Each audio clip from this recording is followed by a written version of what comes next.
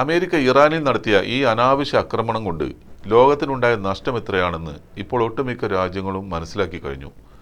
തലയും വാലുമില്ലാതെ ഓരോ പക്ഷം പിടിച്ച് വിവരക്കേടുകൾ വിളമ്പുന്ന ഭരണാധികാരികൾക്ക് മുട്ടൻ പണിയുമായി ഖത്തർ ഇപ്പോൾ ഫോഴ്സ് മെജർ പുറത്തിറക്കിയിരിക്കുകയാണ്.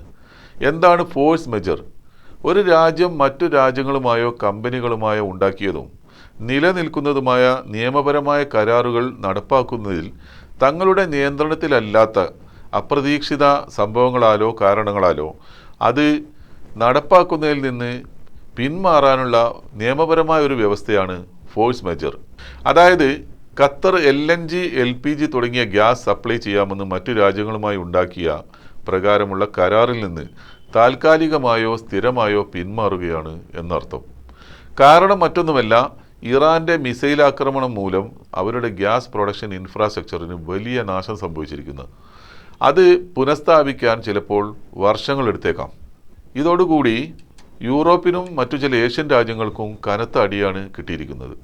ആഗോള ഗ്യാസ് പ്രതിസന്ധി രൂക്ഷമാവുമെന്ന മുന്നറിയിപ്പാണിത് എന്ന് പ്രത്യേകം പറയേണ്ടതില്ലല്ലോ. കഴിഞ്ഞ ദിവസം ട്രംപ് തന്നെ ഇറാൻ അയച്ച മിസൈൽ കൂട്ടങ്ങൾ ഞങ്ങളുടെ വിമാനവാഹിനി കപ്പലിനെ ആക്രമിച്ചു എന്ന് സമ്മതിക്കുന്നുണ്ട്. എന്നാൽ അതിന് സംഭവിച്ച നാശനഷ്ടങ്ങളെക്കുറിച്ച് പറയാൻ ട്രംപ് തയ്യാറായിട്ടില്ല. ജെറാൾഡ് ഫോർഡ് എന്ന വിമാനവാഹിനി കപ്പൽ നേരത്തെ തന്നെ തീപിടിച്ച് ഇപ്പോൾ ഗ്രീസിലെ യാർഡിൽ അഡ്മിറ്റാണ്.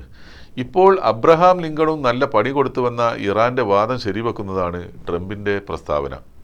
നിങ്ങൾ അധികമാരും ശ്രദ്ധിക്കപ്പെടാതെ പോയ മറ്റൊരു കാര്യം പറയാം. കഴിഞ്ഞ ദിവസം ഇറാനിൽ ഇസ്രയേൽ വലിയ ആക്രമണം നടത്തിയപ്പോൾ ഇസ്രയേലിനോട് മണിക്കൂറുകൾക്കകം മറുപടി വരും, കാത്തിരുന്നോ എന്ന് ഇറാൻ പറഞ്ഞിരുന്നു. എന്നാൽ മറുപടിയായി ആദ്യത്തെ അടി സൗദിയിലെ അമേരിക്കൻ താവളത്തിനായിരുന്നു നൽകിയത്.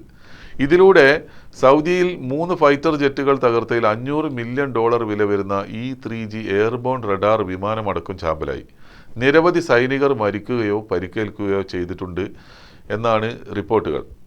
എന്നാൽ ഈ യുദ്ധത്തിൻ്റെ ഗൂഢാലോചനയ്ക്ക് പിന്നിൽ സൗദി അറേബ്യക്ക് പങ്കുണ്ടെന്ന അഭ്യൂഹങ്ങൾ സമൂഹ മാധ്യമങ്ങളിൽ ഇപ്പോൾ പടരുന്നുണ്ട്. ഇറാൻ ഇക്കാര്യത്തിൽ നേരത്തെ എന്തെങ്കിലും അറിയാമോ എന്ന് സൗദിയിലേക്കുള്ള നിരന്തര ആക്രമണങ്ങൾ കാണുമ്പോൾ പലരും സംശയിക്കുന്നുണ്ട്. ഇറാന്റെ കാർഗ് ദ്വീപ് പിടിച്ചെടുക്കുക എന്ന ലക്ഷ്യത്തോടെ അമേരിക്കൻ മറീനുകൾ ഗൾഫിലേക്ക് പുറപ്പെട്ട വാർത്തകൾ നമ്മൾ നേരത്തെ കേട്ടതാണ്.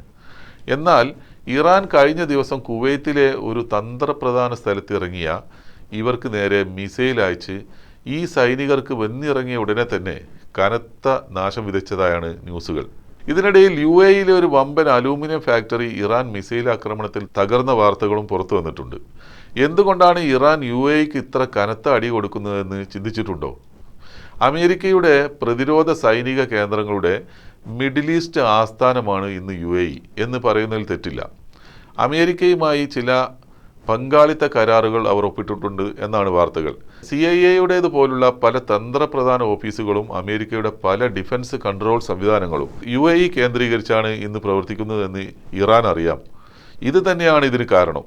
ഇപ്പോൾ ബേസുകൾ നഷ്ടപ്പെട്ട സൈനികർ പല ഹോട്ടലുകളിലും താമസിക്കുന്നത് ജനവാസ കേന്ദ്രങ്ങളിലേക്കുള്ള അക്രമങ്ങൾക്ക് കാരണമാകുമെന്നും ഇറാൻ ചൂണ്ടിക്കാണിച്ചിട്ടുണ്ട്.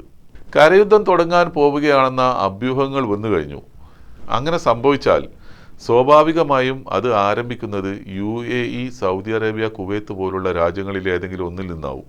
ഇപ്പോൾ തന്നെ അമേരിക്കൻ മിലിറ്ററി ബേസുകൾ കാരണം ദുരിതം അനുഭവിക്കുന്ന ഗൾഫ് രാജ്യങ്ങൾ ആസന്നമായ കരയുദ്ധത്തിന് കൂടി ബേസ് നൽകുന്നത് ഗൾഫ് രാജ്യങ്ങൾ ഇറാനുമായി ഒരു തുറന്ന യുദ്ധത്തിലേക്ക് പോവുകയും ഇന്നത്തെ അവസ്ഥയിൽ തന്നെ ഇറാന് തിരിച്ചടിക്കാൻ അപ്പോഴും സാധിക്കുകയും ചെയ്താൽ മിഡിൽ ഈസ്റ്റിനുണ്ടാകുന്ന നഷ്ടങ്ങൾ പ്രവചനാതീതമായിരിക്കും. അറബികൾ ഇപ്പോഴും ഈ സാഹസത്തിന് മുതിരുന്നത് എന്തിനാണെന്ന് ലോക മുസ്ലിങ്ങൾ ഇപ്പോൾ ചിന്തിക്കാൻ തുടങ്ങിയിട്ടുണ്ട്. ഒരു പക്ഷേ അവരുടെ ഭാവിയിലെ ഇത്തരം നടപടികൾ ആവാം പുണ്യനഗരമായ മക്കയും കഅബയും പോലും ഒരു നാൾ തകർക്കപ്പെടുമെന്ന പ്രവാചക വചനങ്ങൾക്ക് അടിസ്ഥാനം.